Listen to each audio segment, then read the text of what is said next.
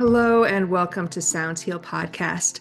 I am your host, Natalie Brown, and thank you so much for joining me as we continue to explore the fields of sound healing, sound therapy, and generally the use of sound for health and wellness. Here we are at the end of 2024. This is the final episode of the year, and in January, we'll be going into the 6th year anniversary of Sounds Heal Podcast, really sparked by my own curiosity and desire to learn and connect with others. And now, basically 6 years later, looking back on all the conversations, right? One or two episodes a month. There's quite an archive there, and just a reminder of how limitless this field is. All these different ways into understanding the power of sound. Thank you so much to all the guests along the way. It's been really a privilege and so many profound conversations. And thank you all for tuning in and listening as well. So this is a wonderful finale for this year. The panel discussion from the International Sound Therapy Association conference in September of this year. Joining us in this recording and from the panel are some incredible voices in the field. Joshua Leeds, Sara Auster, Ben Carroll, Mike Tamburo, and Mandara Cromwell. And not only in this discussion, but at that conference, which was full of discussions and presentations and performances. It was such a wonderful time to be in community and to consider the possibilities for this evolving field. So together in this podcast episode, and of course in the panel, we explore the intersection of science, intuition, healing, touching on latest research, and how can we bridge the gap between traditional and modern practices, as well as discussions on navigating ethical considerations that come with this powerful work. We discuss the balance between structured training and self-guided intuitive approaches to healing. And so tune in for this dynamic, enlivening conversation that's sure to get you considering things, new perspectives on how sound can transform our lives and how we can all work together moving forward in this field. So a big thank you to the panelists. And also this was filmed, recorded by Makshu Productions. If you're watching on YouTube or Spotify video, you will see the interactions in that way visually, but I think you'll also really feel the dynamic interactions through the audio as well. This episode is sponsored by the Om Shop and Spa, located in Sarasota, Florida, as well as online at theomshop.com. If you're looking to up-level your practitioner tools, they can really help you if you're looking for a specific instrument, specific frequency, maybe a custom instrument. They are really extremely helpful and just have such a wide variety of instruments as well as trainings. And of course, if you can get there in person, they have a luxury spa as well. So thank you so much to the Om Shop for their continued support and sponsorship of this podcast series. And thank you all again for tuning in. Please enjoy this panel discussion from the ISTA conference.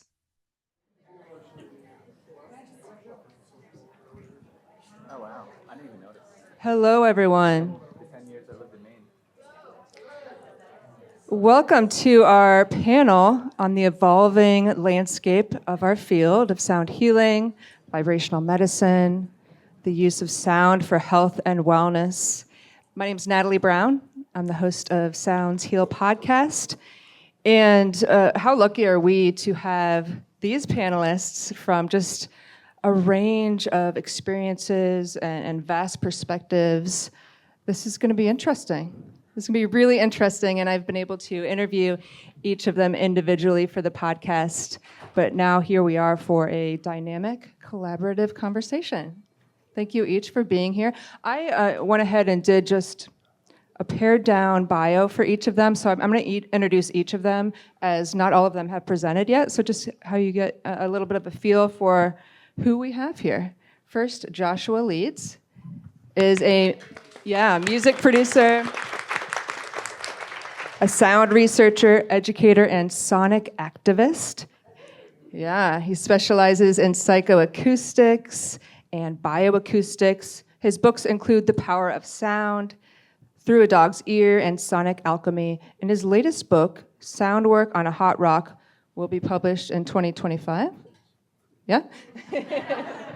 Cross your fingers. Okay. Then we have Sara Auster. Maybe you met her today at her wonderful presentation. She's a sound therapist, meditation teacher, and author of Sound Bath, Meditate, Heal, and Connect Through Listening. She's recognized as a top meditation expert by Oprah Magazine and the Essential Guide to Meditation. She's been featured in the New York Times, Billboard, Time Magazine, Vogue, and was named one of 50 innovators shaping the future of wellness by Sonema. Sara Auster. And then we have Ben Carroll in the middle here, if we have a middle. Yeah. Ben Carroll is a musician and sound healer whose music has touched the hearts of people around the globe. His most recent album, Becoming Light, reached top 10 on Billboard's New Age chart, generating worldwide airplay. With his continued studies in metaphysics, consciousness, and the effect of sound and vibration on the body and mind, Ben gracefully transitioned his career from being a universal recording artist to utilizing his talents in service for the ascension of humanity during this time of awakening. Ben Carroll.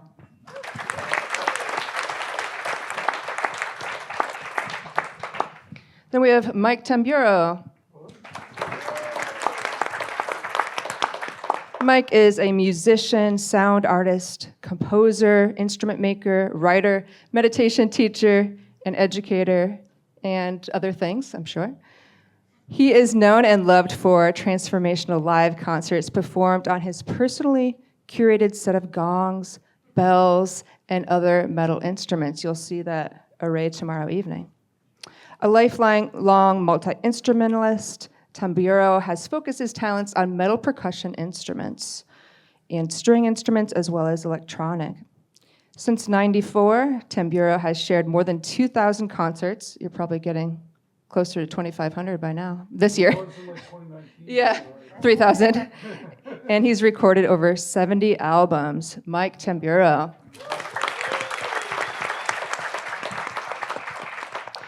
And we've all just met Mandara of the Cymatic universe.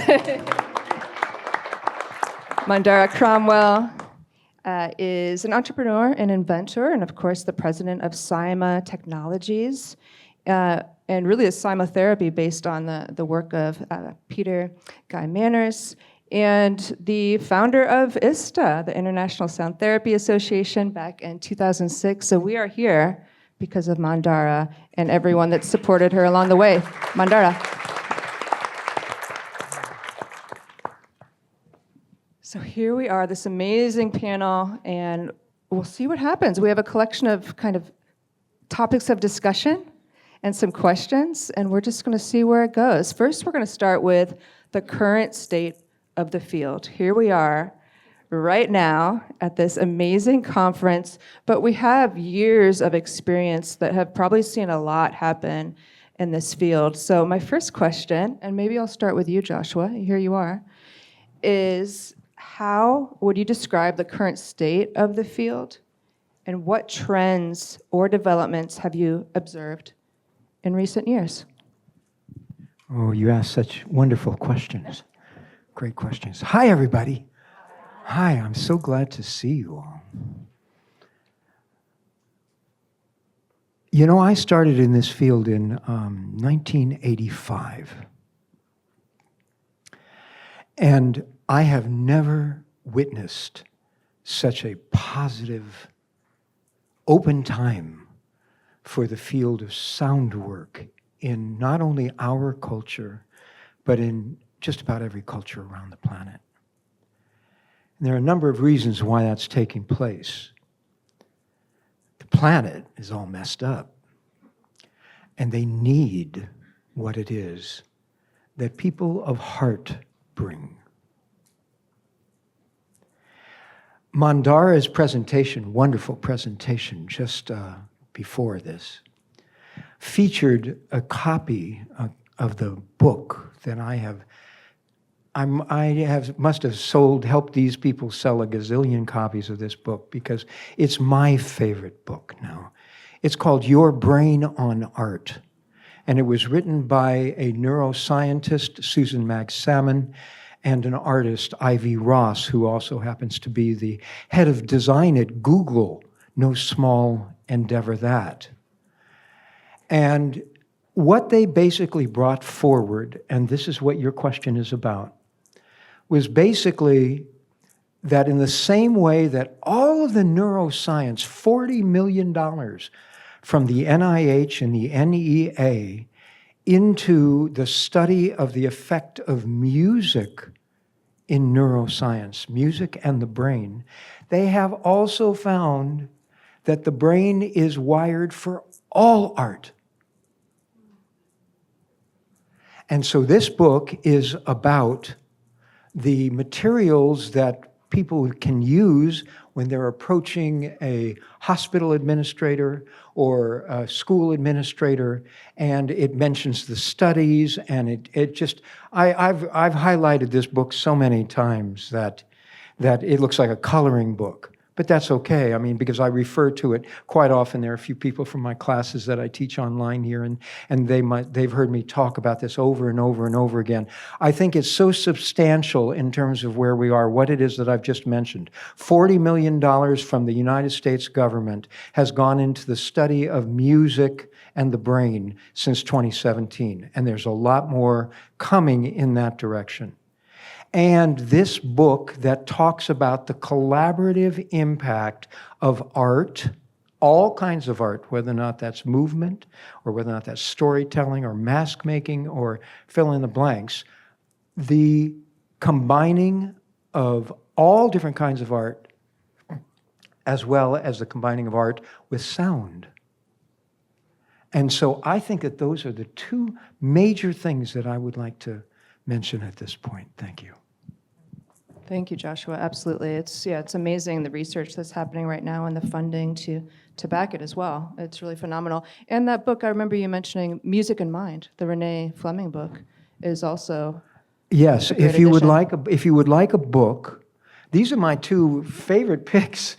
that I mean, I don't mean to be repeating what it is that I've been teaching, but what I've been teaching is what I've been learning.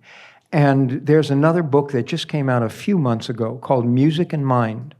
And Renee Fleming, the celebrated and amazing opera soprano, when she retired, her career just got better because she went into the study of why it is that music does what it does. And she's the one who then met Francis Collins, who was the head of the NIH in 2017. And it ended up that he was not only the head of the NIH, but he was also the head of the Human Genome Project, which is no small scientific matter to itself. I mean, an enormous, enormous field of discovery. And he was a guitar player.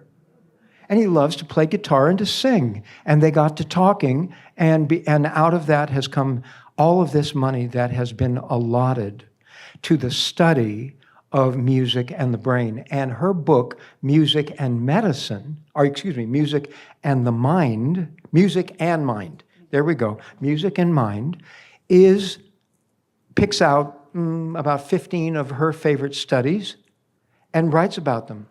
I have the book. I probably have only read the first chapter and the last chapter, and it was enough for me to just think about for a long time.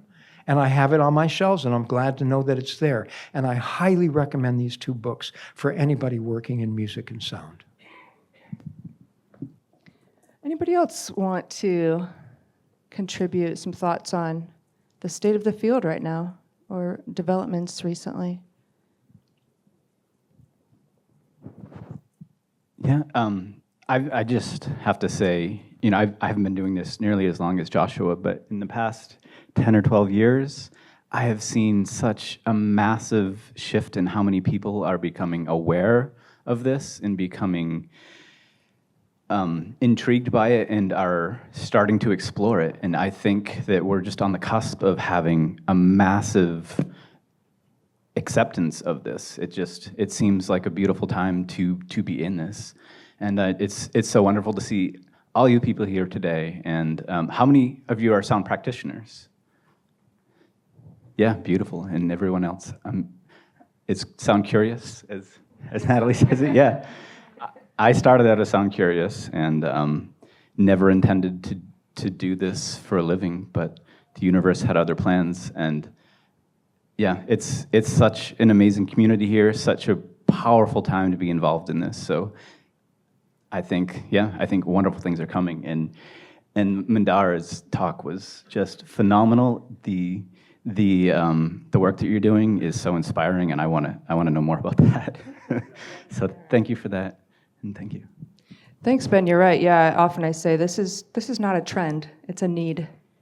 It's a need more than ever. Absolutely. Yeah. Anybody else want to comment? Mike, you want to grab a mic?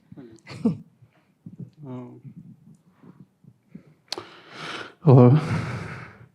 I guess what I've been noticing is that there's actually a culture of listening it's beyond just sound, but it's actually how we're choosing actively to work with sound. There's a lot of anticipation, that something is going to happen, and each time that any of us are playing, which I think is really beautiful, and I think that through that culture of listening and through the culture of becoming more sensitive, there's a lot that's happening. So I'm really looking a lot toward how the receptivity has been developing, and how the sensitivity of the audience is changing.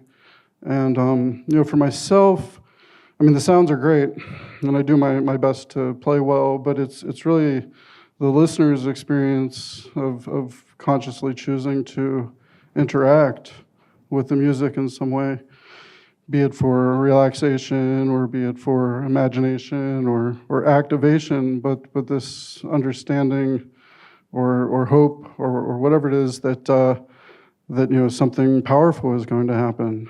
And I think that's really different than a lot of other musical experiences in my life. I grew up punk rock, and there was still something like really powerful about that.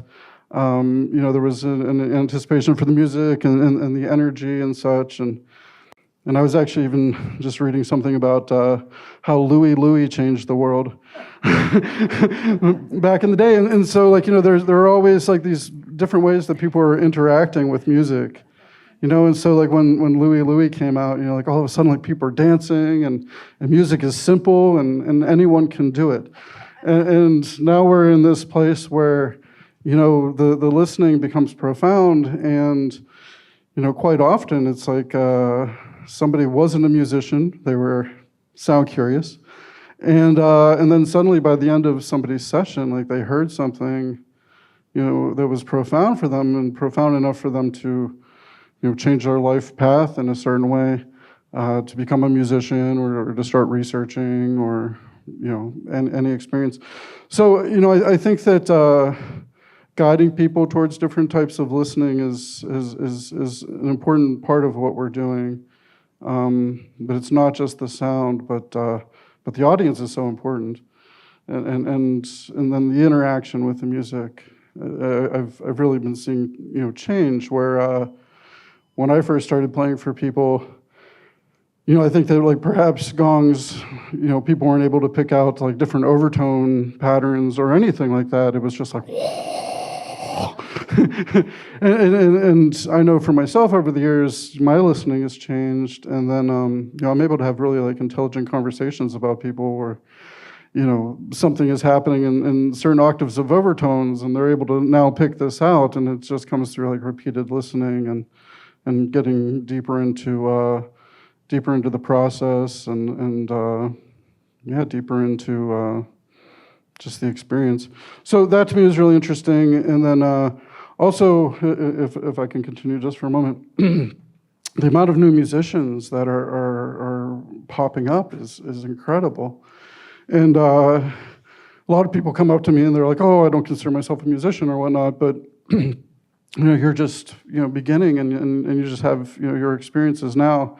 But definitely music has come into your life in a way, and like that, I think we should all take ownership for it. But I think it's very interesting, like how much and how many new musicians there are, and people who are also wanting to develop kindness with their audience, develop like a rapport where safety is a part of the experience, where vulnerability is a part of the experience, where like there's more care, and I think the setting than I've ever seen now, and it really comes from people having their own deep experiences and then realizing they can share it with others.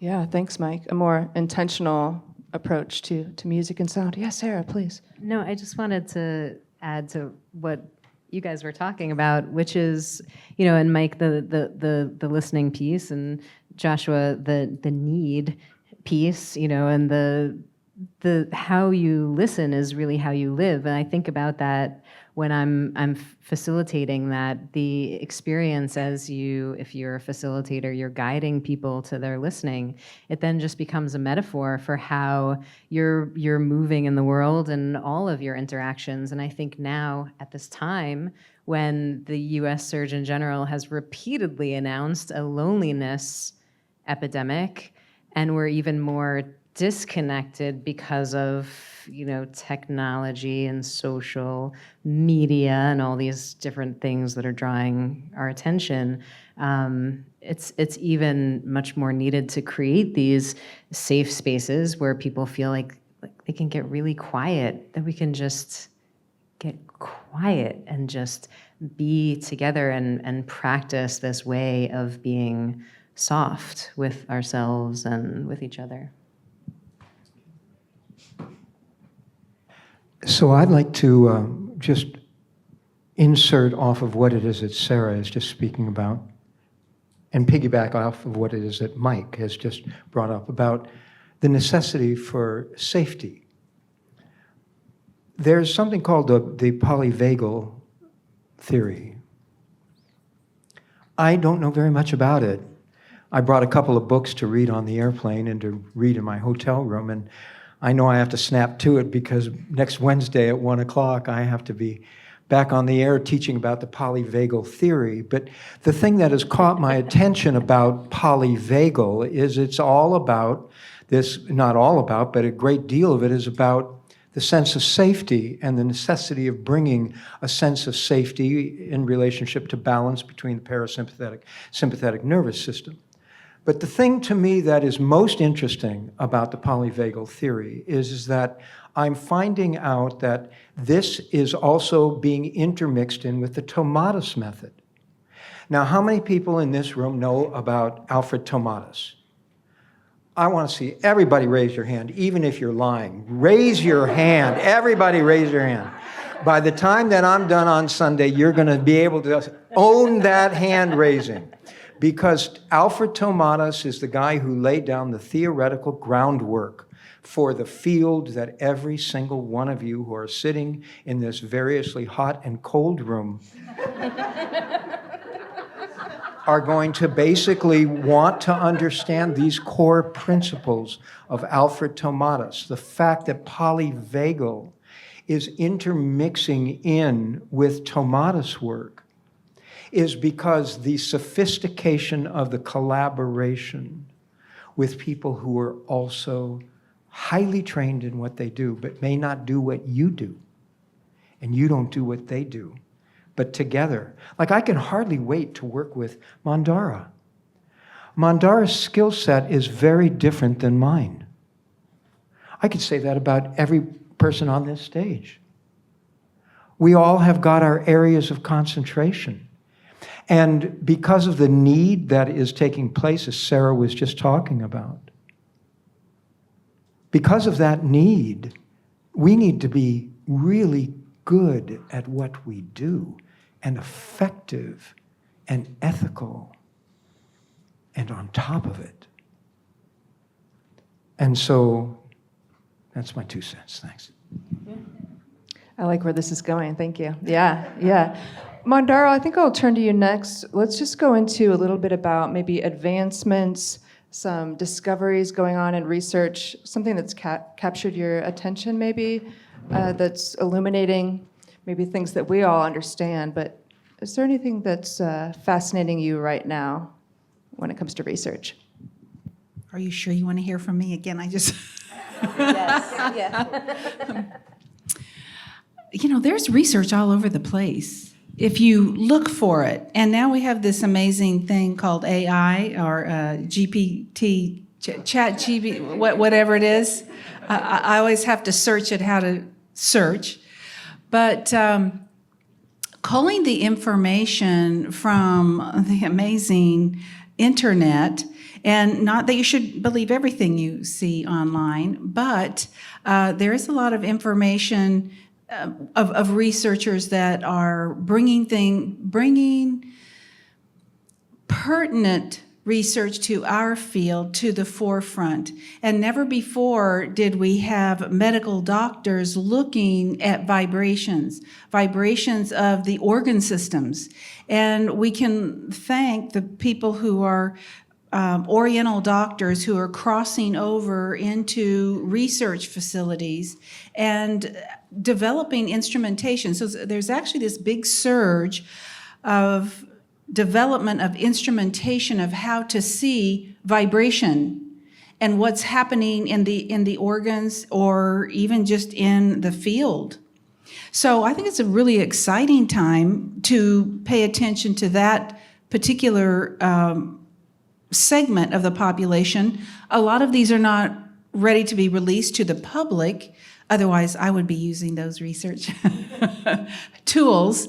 But just knowing that they exist and just knowing that certain universities are putting forth funding to research how to see the vibration. We know that there are frequencies that resonate with each of the organs. We've known that for close to 100 years now. But to have a closer look is where it's going right now. And so, just anything you want to search out there, specifically if you're interested in, the physiology of the body, the impact of vibration, that would be a really good thing. And then if you're interested in doing research yourself, there are other tools out there, like how do I measure whatever you want to measure? And with AI, it'll kick up various things. So, and this ISTA, I have to say, is a really great community that you can, throw the gauntlet out there and say, hey, does anybody else want to research this with me? And so anyway, it's a pretty exciting time. Yeah, I do want to throw that out there. How do we as sound healing practitioners and researchers kind of close that gap between maybe the holistic or traditional knowings and the scientific and academic? How can we close that gap or come together? That's what's really needed. Joshua and I are having a conversation that,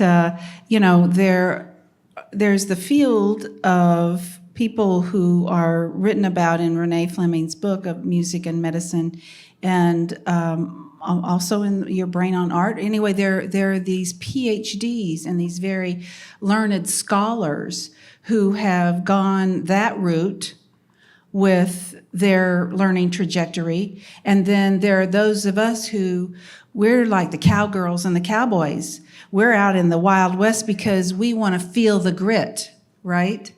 While they're in their research labs, we're out in the field and working with the people, and we're getting firsthand experience of the results of what we're putting forth. Somehow or another, those two groups need to come together. And so they look at us maybe sometimes down their nose because we're just kids out playing in the field.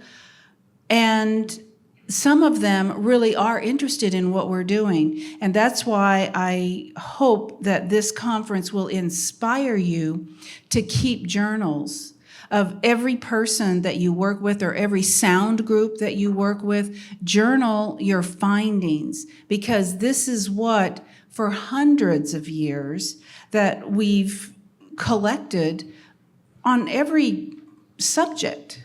So if you're journaling and you're saying, you know, again and again and again, I see, who is this young lady right here? She said right before the sound of flower experience, she checked her heart rate, and 2 minutes in, it had dropped. We have all these gadgets. I love gadgets. I'm the gadget queen. Get a gadget or two and learn how to work it. And then track yourself, and then track other people. And soon we'll get a whole bunch of data together, and we will be able to speak to these people who are the educated colleagues of ours, because we're just the other side of the coin. Our hearts are in the right place, and they have developed the verbiage, they have developed the techniques that can prove what we innately know. And we just need to come together with all that. And what is beautiful is this work is getting more and more integrated into our healthcare system, into the mainstream. I want to go to Sara next. You're a great example of that type of collaboration with the World Health Organization. You brought sound healing into more of a public health system. What does that look like? In all honesty, at first, scary. That's just it. Now we can talk about it. Yeah. So I'm always interested in this. In the why not both? Why can't we work together? Why does it have to be this or that? And so in all the collaborations that I'm involved in, I'm always seeking to find the similarities in the work that we're doing. And so I talked about this a little bit in the workshop this morning, so a little repeat for some of you guys. But when the WHO asked me to come in and help facilitate a component of sound therapy and mindfulness in a course that they were designing for public health leadership, meaning that all around the EU, they gathered about 50 or 60 leaders in public health. That's doctors, researchers, scientists, epidemiologists, hospital administrators. I'm thinking, like, I'm a little out of my league here. I'm the only person like me here, how do I, So, and, essentially we're meeting in like the equivalent of the CDC, but in Italy, and it's armed guards and everything. They're doing like top secret research and everything. But the truth of the matter is that the principles and the things that we're talking about, they're universal. And so then it becomes around the language that you're using to introduce the subject that makes people feel invited and not othered. And I know I'm like crossing over a couple of different subjects, but it's, always trying to see the connection, I think, is what's been so valuable to me, to working with the World Health Organization and then with a pharmaceutical company. I did, because designing sound recordings and guided meditations that could be complementary treatment for people living with migraine who are going through intravenous quarterly treatment, and now officially approved by the FDA. How do they approve a meditation? It's complicated, but they did. They can present this 11-minute recording to listen to while they're receiving this treatment. So I think it's about, right, just saying like, what you were saying, Joshua, about doing what you do well and not feeling like you have to be everything, every role in sound, but just working collaboratively. Yeah. Anybody else want to comment on the integration, what you're saying integration-wise in healthcare, or making it happen, making this integrated even more? Anybody else have a thought on that? Maybe just add one more thing. Just to emphasize what Sarah had said about the language, that's where I feel like a lot of us lose or gain the trust of people in other fields. And there's like a hip lingo that exists within, our realm, where we can use words like vibration or frequency or any number of words in a lot of different ways. But then when you're talking to a scientist, they've learned that these words, depending on what field they're working in, has a very specific meaning. And so sometimes there can be like, a loss of like you're together and then suddenly I say something that doesn't quite meet up with, their understanding. So I've gotten much more conscious of the language that I'm using and understanding, if I'm talking to a scientist, that I want to be using language within the realm of science in a certain way, in a way that I'm comfortable and can still seem authentic. But, to really be conscious of what it is that I am saying or what I'm trying to convey, or even what I've done in many cases would be sort of to lead with, this is what my experience was, or this is what I'm thinking it is, and explain whatever it was I've noticed, and then what do you think about that, or how does that relate to how you're understanding within the studied realm or within the scientific realm of doing experiments and such, like how does that jive, and usually I get experience where I'm learning something that I didn't know. So even just being authentic and being able to describe to the best of our ability what our experiences are in a way that's not seeming like we ultimately know the final answer, I think has been really important for me. And being able to talk with doctors and with scientists. And early on I had engineers that pretty much just like dismissed everything I said because I got some aspect of what I was trying to describe about physics wrong. And like all the other stuff was like correct, but then I said something that was like, a misunderstanding of physics. And I actually had to go and study physics again so that I would stop making these mistakes. But a lot of that, my language was, whether or not I was dismissed or being heard. So, some studying on our part, I think continuing education in terms of, looking at physics and how it applies, looking at the body and how it applies. And then also leaving this space for the air of their authority to be able to, to be there and to blossom, because they're experts in their field in a certain way. And, we're experts in our field, like what you were saying, and like in the grit. I feel like I'm just like covered in grit all the time. Like, like I'm seeing like, one person is like crying, another person is like, enlightened for a few minutes, and somebody has like a mystical experience and there's like a miracle over there, and then the next person hates me, and like, like it's just, it's all grit, and to, have that understanding of like how many different types of experience and how wide this is, like that's huge. And to be able to explain that and to be able to develop a rapport with people who are doing research and not turn them off with my hip lingo, like that's taken some time. Yeah, thank you. Yeah, thanks, Mike. It's just a great point and a great challenge for all of us to answer that question. What is sound healing? Depends who's asking, right? And that's where our continued learning and education will be really helpful. Mandara? Yes, just to add to the conversation, I encourage you to not be afraid. I know Mike has had some experiences that are tough, but we all experience those, where somebody says, "Oh my gosh, they don't even know the right language." But don't be afraid to ask, because you never know who you're speaking to. And I have had researchers from the elite universities come to a presentation, and I know I was not speaking their language, but they would come up to me at the end and say, "I want to know more about what you're doing." And I would get excited because I thought maybe they wanted to research me, my product, my da-da-da, and I would get so excited.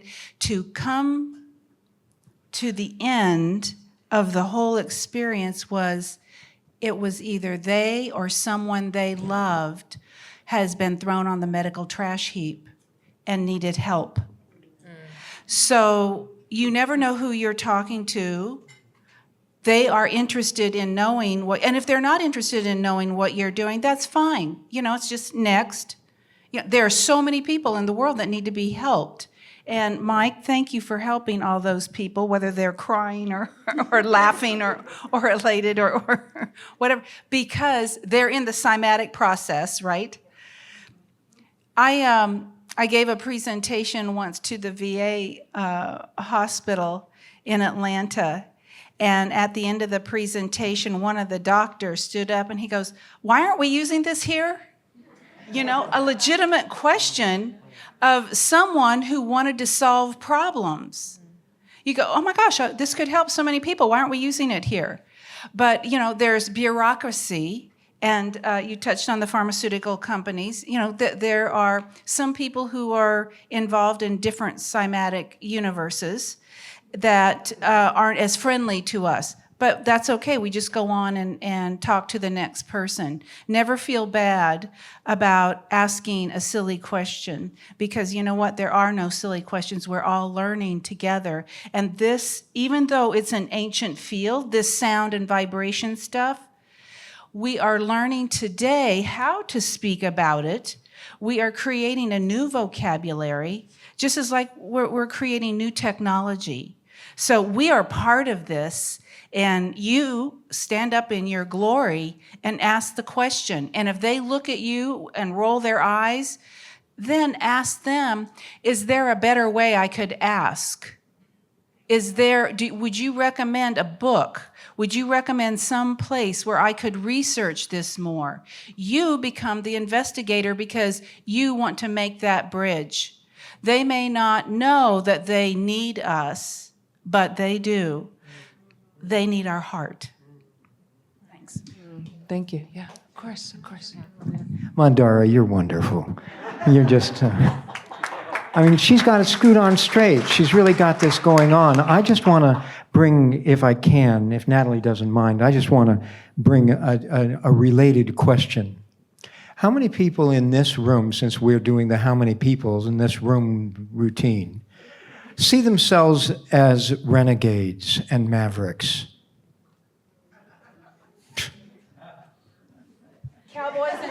Cowboys and cowgirls. Yay! Okay, so what I want to say is that, you know what? That's all over. That's all over, because you know what? The need is too great for us to be on the outside. We need to be on the inside. And to get on the inside, we need to do what Mike did, and what I did, and what Sarah did, and probably what Ben did, what we've all done. We need to up our game. We need to up our learning. We need to go back to school, wherever your school is, whatever your school is. Because there's not the time to be messing around with the ego identification that says, I don't trust them, I don't like them, they don't get it, I'm really on the right track, I'm new, they're old, I'm old, they're new, whatever it happens to be, whatever's the rap. That's all very egocentric.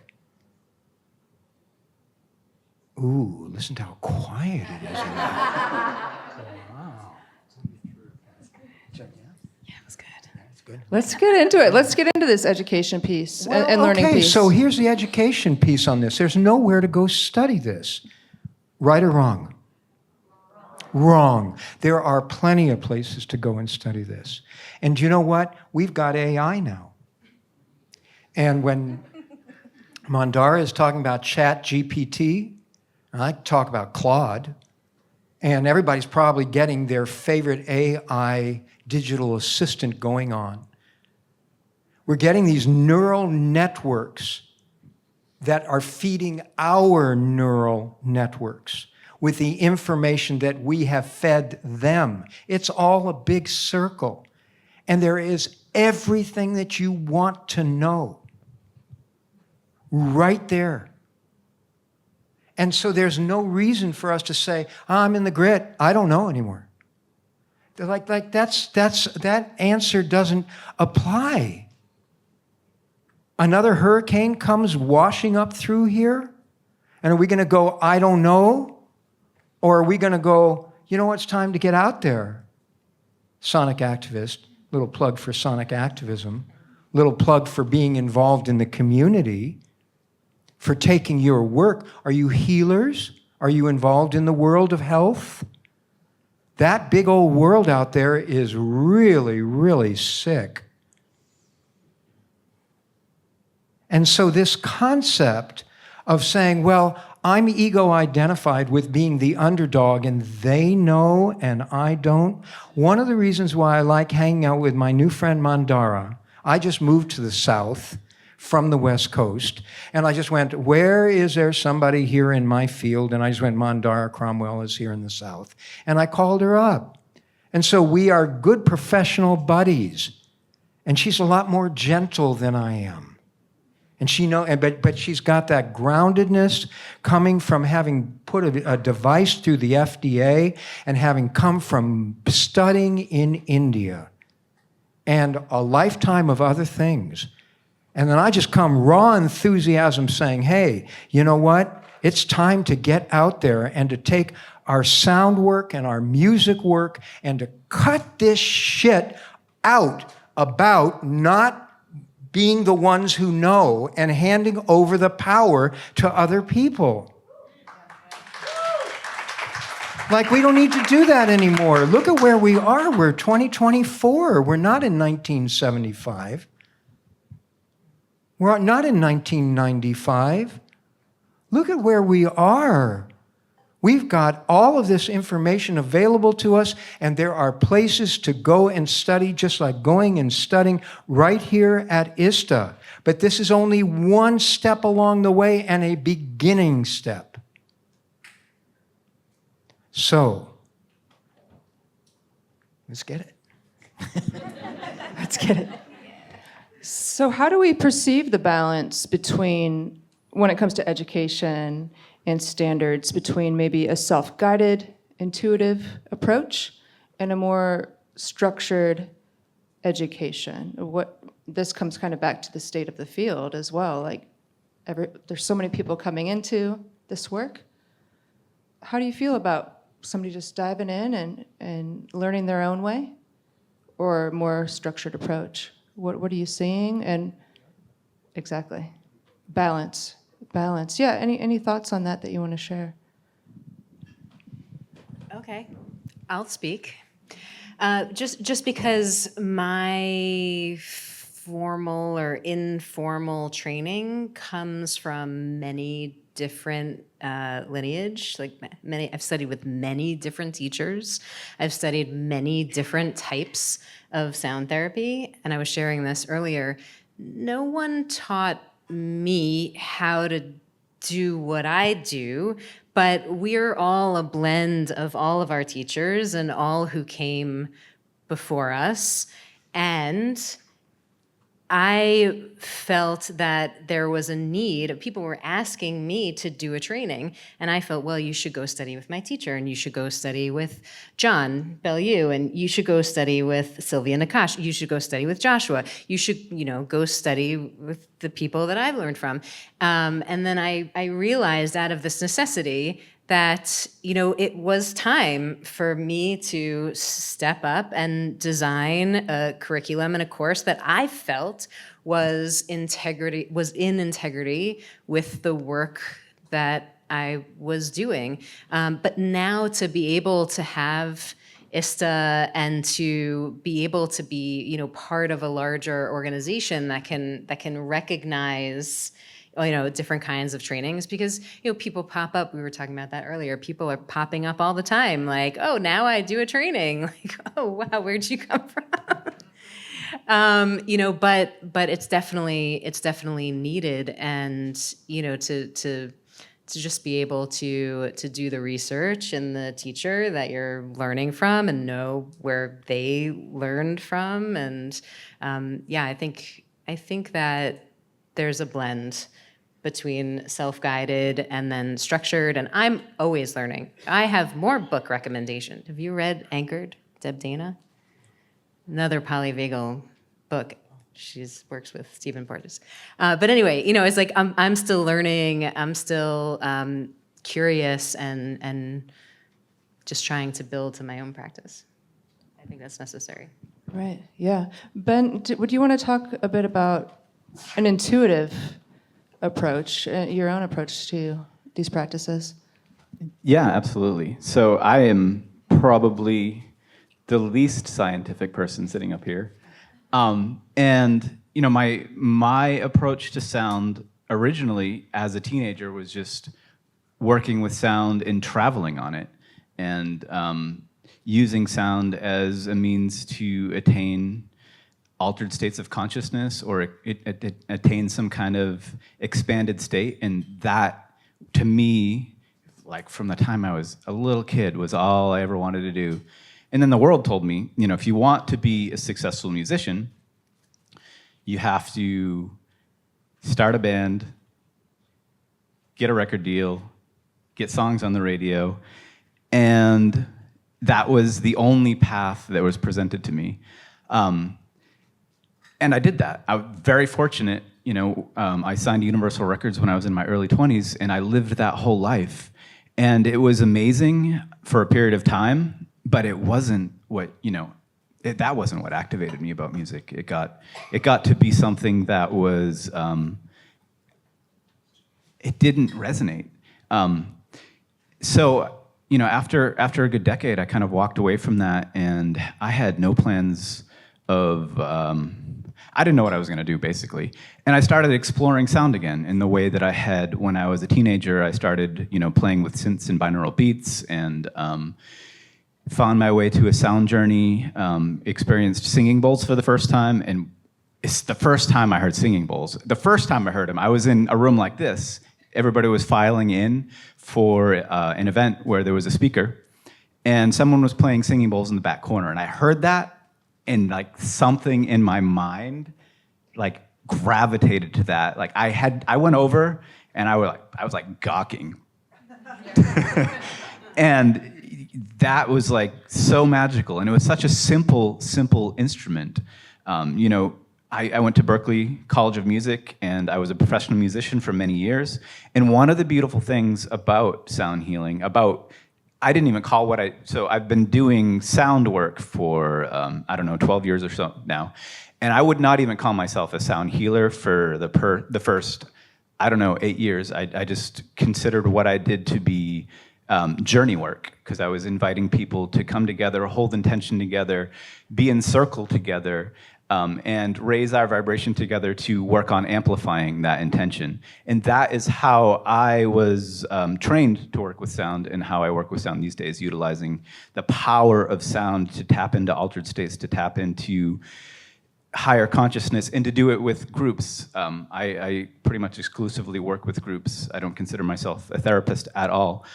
But I magically found my way to training with a native elder for several years in Maine. After I kind of walked away from the music industry, I landed in Maine, and I went to an event, and it was actually him speaking when I first saw the singing bowls.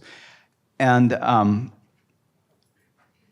it's some of the things that happened are so far out. It would sound like I'm making them up or writing a book. But I started working with him, to not make a long story short. And what we were focused on, and what the Native traditions focus on, are coming together, being together in kindness. That's such an important thing, and working in a group setting to activate ourselves. And I feel like that is an important part of sound healing for me, but such an important part of what we're missing in this culture, the ability to come together to hold space together and utilize the resonant technology that this body is, which is coming together to work on a specific type of activation that's missing in our culture. And I believe that a lot of the anxiety that we feel, the loneliness that we feel in our culture is the fact that we've forgotten how to connect in this way. And it's only our body telling us, you're disconnected, reconnect, come back. And, we've forgotten how to be together.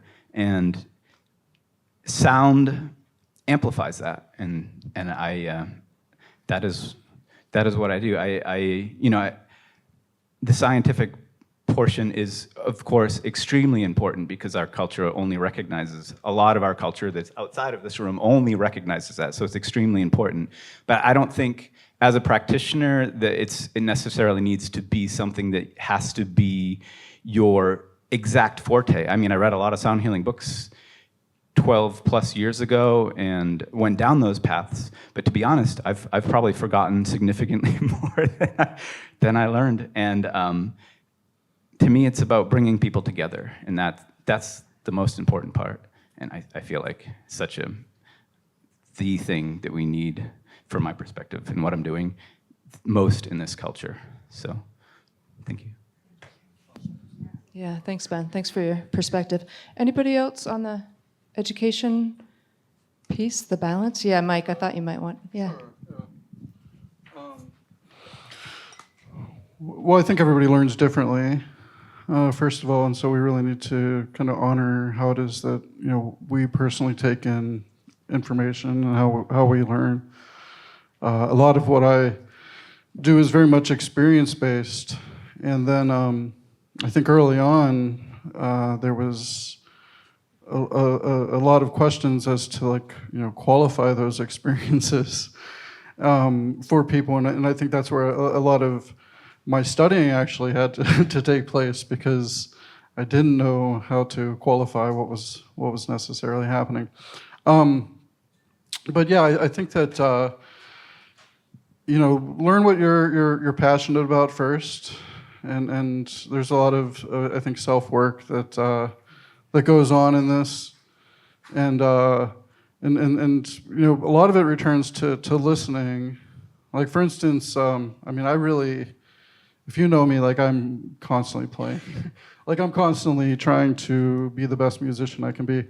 But that doesn't mean that everybody's going to have a good experience with my music. My music is primal and powerful and in your face in different ways. And so something I had to learn was how to listen to someone when they were coming to me with their experience and not receive it in a way that had anything to do with what I had just presented, but rather with what their experience actually was. And that was a huge shift for me. And it was something that took time to learn, that was this person's final need in this experience that we're sharing together, and I mostly do group experiences as well, is actually to talk to me and tell me what their experience is, good or bad. And my job is to now listen to it and take it in and hold a space for them to essentially process with me. That was a great learning that nobody could teach me, But then there's other learning. If you have interest in how sound behaves, then maybe you go toward physics, or you go toward biology, or wherever your interest goes. I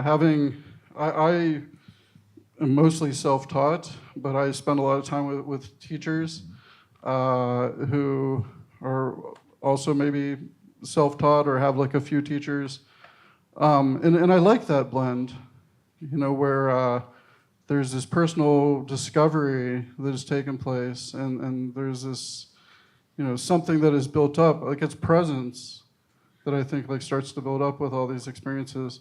And then as I've studied, I think that really it's just gone on to build my presence almost more than anything. Making me more confident in certain situations, making me listen better in certain situations, making me feel like I could talk to people. So a lot of it was for my own personal confidence, and then also my ability to want to communicate.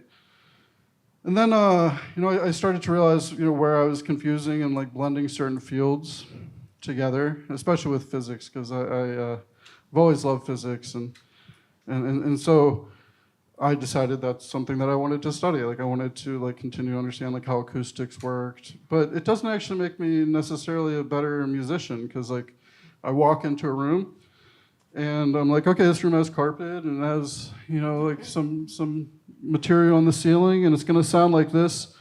And okay, there's nothing I can do about it. Like it just makes me kind of go like, okay, you know, like maybe that corner is going to be like a little bit hard. Like maybe I could push somebody away from like being in this like bass trap or something like that. But like it didn't really necessarily make me better at what I do, which is like really like being with people and playing music. But I do think it should be a constant learning experience. Like I think we should be constantly developing. Like I don't think this is a static thing, and I think that a lot of it is going to come back from just being with people and just doing it, and then we start to realize our holes in what we need to, you know, kind of fill those holes with, and a lot of times in my experience, it's like I didn't know what I needed to know until like I needed to know it. You know, like I had somebody in front of me, like, you know, in a certain way, you know, bearing their heart to me, and I'm like, oh, you know, like how do I answer that? So, you know, like the intellect is one thing, and like what I'm trying to build and understand about sound, like it builds my presence, but there's been nothing like just being with people, being with the instruments, listening to people, getting feedback. You know, that's been beautiful, but the pursuit of sound and listening, and there's just so many, you know, the Book of Five Rings, they say like through one thing learn 10,000 things. You know, like that's what like music, that's what like sound is, or like any of our instruments. You should be able to, you know, just keep adding to it, you know, like, but in time. You know, you don't have to know everything right away, and you'll feel where you're inspired, and then like you go down that path, and then maybe you get bored, and then you go down another path, but you didn't throw away the first path. Like it just keeps building, you know. So give yourself the time, give yourself the space, not having to know all the answers. You know, I think all of that is important. But yeah, nothing really, I think, of all the studying I've done, nothing has been a replacement for experience. You know, so like as many times as you can do what it is that you do and that you want to share with people, like that's where like real like learning starts to come in for me, where like I know like that was like a shared experience and you know, something that I can grow off of. Thanks, Mike. Yeah, learning by doing, right? And following what you're fascinated by. Yeah. I'm going to offer one more question to the panel. In the meantime, do think if you have a question, we'll do a little question and answer while everyone's up here. So think if you might have something. If not, I do have more questions for them. But I want to leave time if you do. So how about ethics, right? This is a topic that doesn't always come up, but I think, you know, what is an ethical consideration? What does that even mean when it comes to working with these modalities? What are ethical considerations that we should have in mind? Can I bring it to you first, Mandara? Ethics.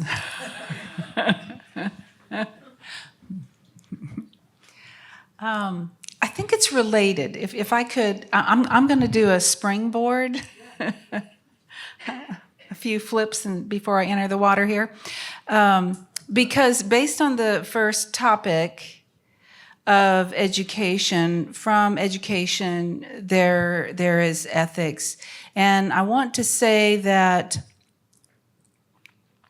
since I work more with people who have conditions, diagnoses, than medical doctors go to medical school and they learn a particular structure.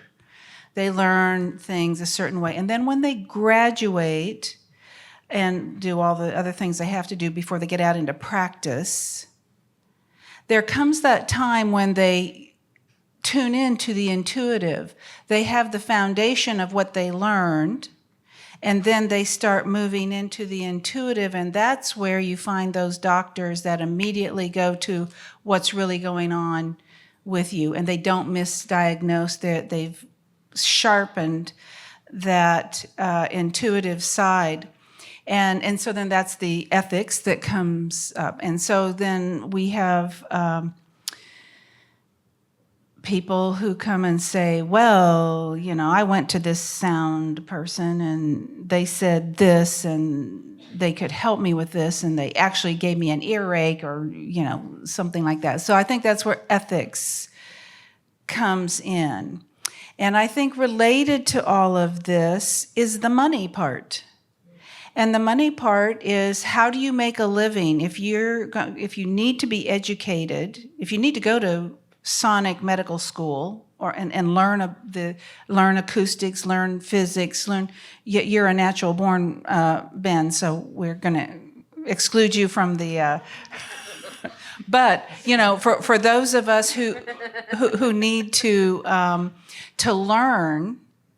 And actually, Ben he followed a system. He knew he had to perform, get a record deal, and get on the road, and he followed a particular grid for success. And so for sound workers, how do you feel that stirring in your heart, you embark on some type of training for a person who, since it's a wide open field, we don't have a whole lot of people who are giving, 4-year degrees in this particular field.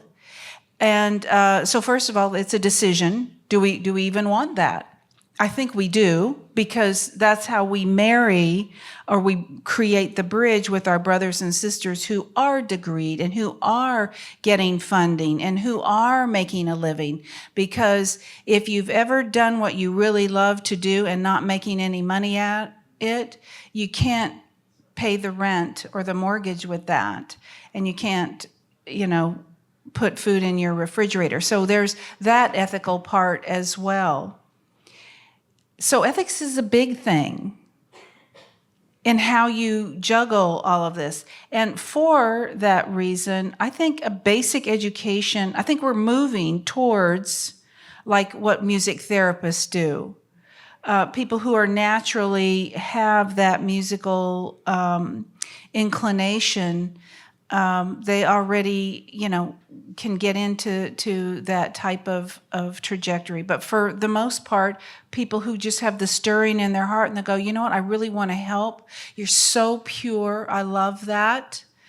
And that the heart, that's where the real healing happens. And people feel that when you're in that state. But the moment you cross over into the I of the ego, then that's where the integrity starts falling and the ethics question comes in.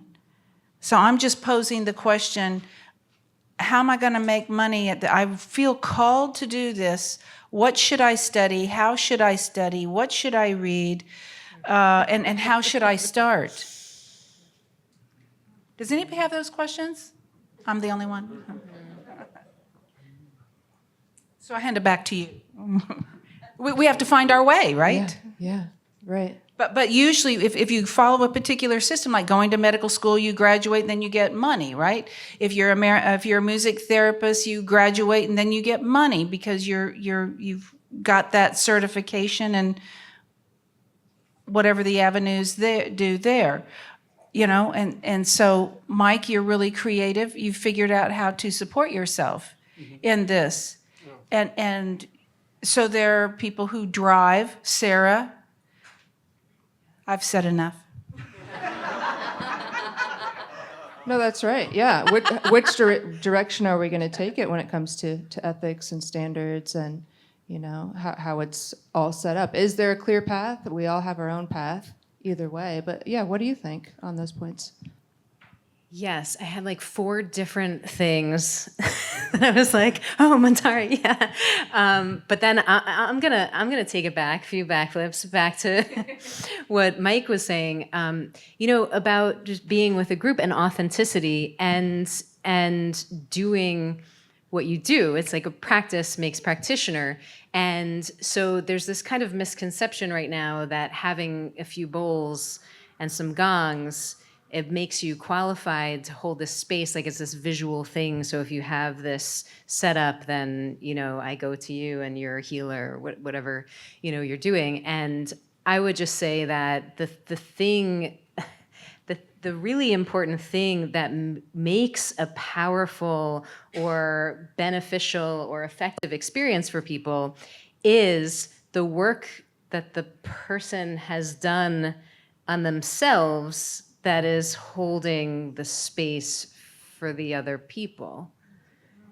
So, like, just having like a fancy set of knives doesn't make you a master chef. But if you like love food and you're like tasting ingredient, you're foraging, you're like going out to eat all the time. Chefs like love to eat, and that's how I feel about sound. I love sound. I love going to other people's sound experiences. Like, it's just so integrated into my life, and I won't ever stop learning or reading or studying, new methodology to keep expanding what I'm teaching. And I think that's the important piece. If I'm tying it back into just be an ethical person. You don't have to pretend to be something you're not. Just be who you are and do the work.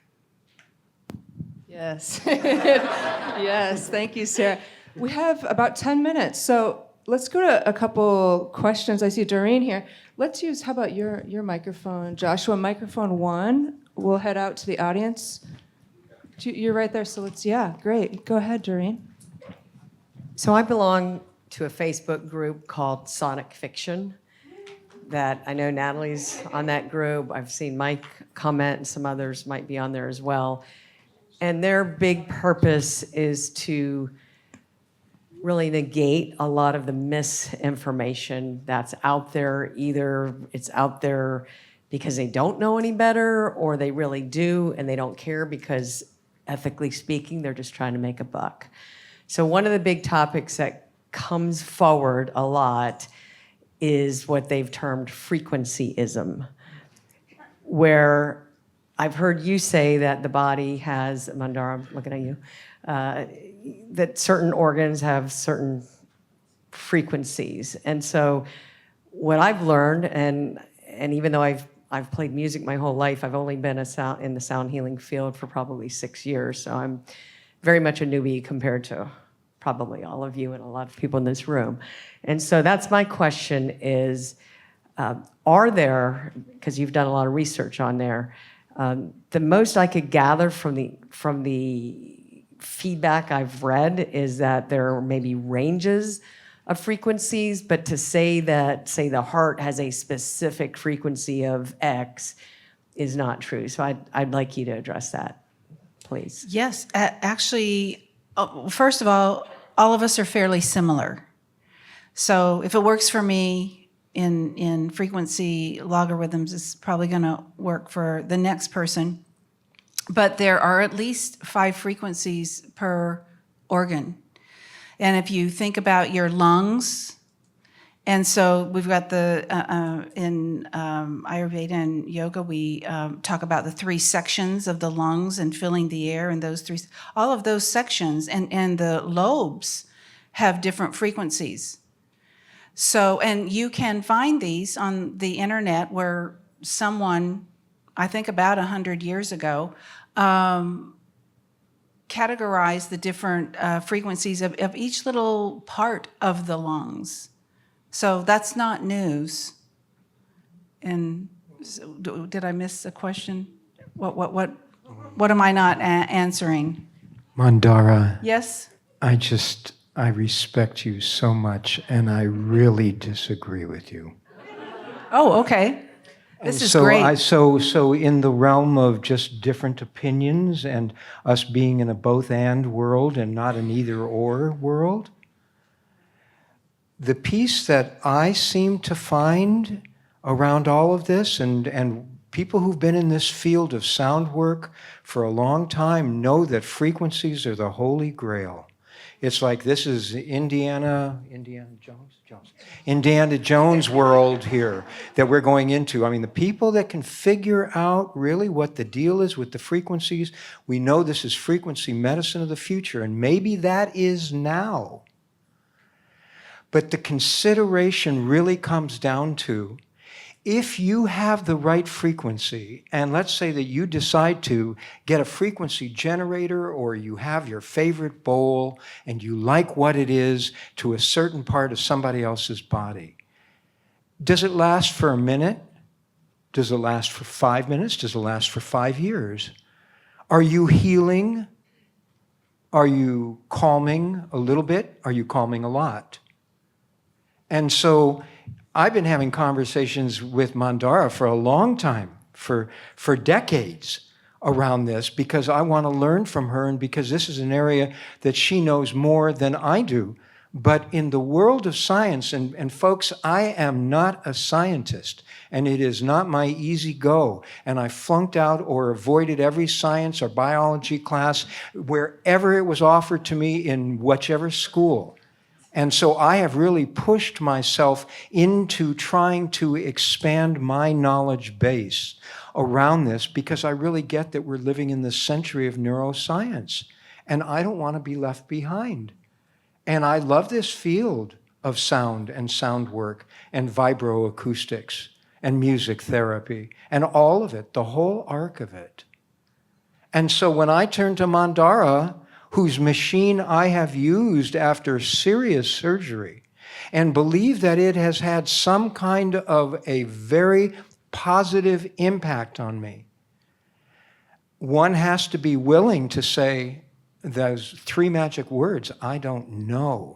So if I say, and that's not my lead-in for you to say I don't know, but I keep on going to Mandara and saying, okay, so people talk about what is the frequency of somebody's heart chakra. And then they go, oh, that's a G, or that's 432, or we need to change our tunings and all of this stuff. Wikipedia considers this to be pseudoscience. Is something that, well, who's Wikipedia? And just because they do, does that mean that it is? But at a given point, I know that there is the gear to be able to figure it out, because I had a kidney stone and they took that kidney stone out with lithotripsy. And so they have the gear to be able to figure out which is the right frequency to take out the kidney stone and not the kidney. All right, like, oops, oh. Oops. Like, oh, we're going to go for the plaque and the heart. Oops. Oh, well, we got the heart instead. I mean, but I guess that this is the way that they figure out a lot of stuff. And I know that Peter Guy Manners was a giant in this field, and I know that Mandara Cromwell is a giant in this field, and I know that she has put in her time in research and thinking about this, and that this kind woman would not do a thing in the world to harm anybody. I know that about her. That's the reason why she's my friend. But Mandara, I want to ask you, here in front of all these people in this organization that you started, with the president of it right there in his pink shirt, I want to know, when you put out a frequency through a very sophisticated frequency device, how do you justify what it is doing to a particular organ, set of meridians, part of the body? What is actually happening? Do you know? I use different instrumentations to get feedback from different subjects. I never test anything on anybody else before I do it to myself. I still have my hair and I still have my eyesight. I'm still walking around. So there are a few things I've done that it's like putting my finger in an electric socket. But no, I research everything. And when I'm full disclosure, when I'm researching specific frequency patterns, I use technology to say, I hire people to work MRI. I hire people for diagnostic ultrasound. I contract other technicians, because I don't know how to work that particular device to get the readings. I contract a thermal imaging company, and I say, this is my hypothesis. I just want to see what this could possibly do. And so because of that, that's how I see, when I first saw all the inflammation melting away in one session, I was like, I don't believe that. That is unbelievable that that much inflammation went like that. And I got 50 more people to look. And it took me a while to go, am I really seeing this? And then, of course, I can't make any medical claims. So I go, well, that red on that scan means it hurts and it's not doing that person any good. And when we relieve that pain, that red in the scan, in the imaging, when that red goes away, that person reports that they no longer need their antacids. And that person reports they're sleeping better, which, by the way, if you're not sleeping, sleep is where the body heals. So if you want to start with two big things, the digestive tract and your sleep, just go there. But so when people report those kinds, so I place a lot, because I can be charged with wishful thinking, let me tell you. But I rely heavily on what my research, what I'm doing. So yes, I pay for my own research. I hire whatever I'm researching, that person, and track lots of people. And, I look for virgins, people who aren't exposed to sound therapy, people who've never used my device. I go way outside to find people that, just like the one that I showed you earlier today of the mechanic who had the knees. And I said, we're just trying to see if this device does anything for your pain. And little did we know that the emotional stuff showed up on him so clearly. And then, when that dissipates. So I go looking for technology that doesn't fool me. And if I'm pretty skeptical. Like I said, the first inflammation is at the base of all of our degenerative disease. And if it can help anyone with inflammation, I feel like I can go to sleep at night and say thank you that I got to be a part of that. So I ask questions. And so your question about the frequencies, they have the frequencies of different parts, organs, and tissues is written in a book, and I don't know, I can't remember the title of the book. John Reed, for those of you who are in his class, he gives the name of that book also. But anyway, I'll get the name of that book if you would like. And so that frequency information on the different words, those are not the frequencies I use. That's something different. But that's how I do my research. Well, thank you. Thank you for the question, Doreen, and thank you for the question and honest answer. Thank you all so much. I have one last question, as I know we're a couple minutes over time. 3 sentences or less. What are you most excited about in the field right now? What is about to happen? What's happening right now? What are you excited about? Start with you, and we'll head this way. I'm excited about ISTA. You took my answer.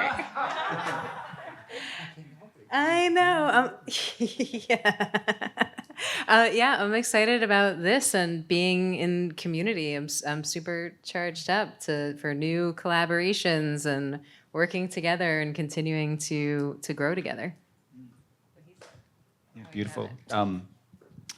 Really, the expansion and the growth of this, because there's so many magical conversations happening here that are, it's the Wild West of amazing possibilities, of new discoveries, and no matter what path you're taking, there's lots of room for exploration and growth. It's a really powerful time for this.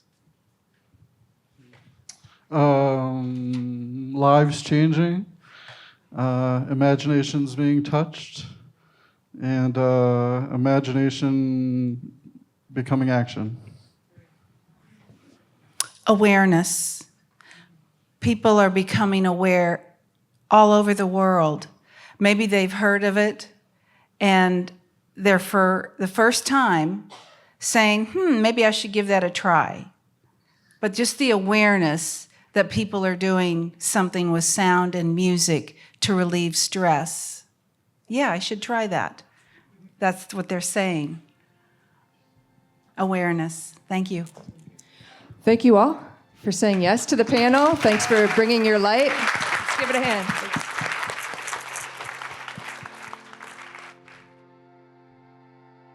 Thank you for tuning into this episode of Sounds Heal podcast, sponsored by the Om Shop and Spa. This is the final episode of 2024. Thank you so much for tuning in, and I look forward to the 6th year starting in January, continuing to explore this amazing field with you. Keep up to date with what's coming up next. SoundsHealStudio.com, on Instagram at Natalie Brown Sounds Heal, on Facebook at Sounds Heal Studio, and the YouTube channel Sounds Heal Studio. Be well and stay tuned.